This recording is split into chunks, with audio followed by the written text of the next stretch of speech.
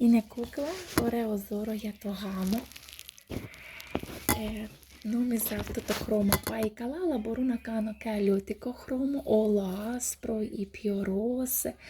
Ή και λουλούζι μπορούμε και εδώ κάτι μικρούτσικο να κάνουμε και χάντρες εδώ να ράψουμε να είναι πιο όμορφη και στα παπούτσια, 2-3 χάντρες ή ακόμα μία και όμορφες κουμπιές θέλω να την κάνω και θα γίνει ωραίο δώρο και στη βάφτιση και στόλιζε και για το γάμο και σαν δώρο τέτοια.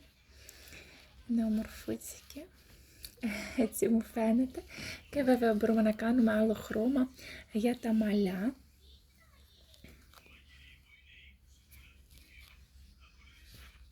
Και γυρνάει το κεφάλι της όπως θέλεις και δεν βγαίνει, είναι καλά, κρατιέται πολύ καλά και τέτοια είναι.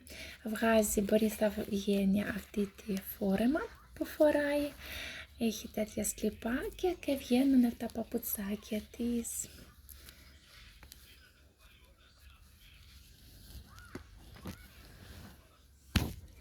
Τα γόνατα αγγίζουν, έτσι έχει γόνατα, τέτοια κουκλίτσα.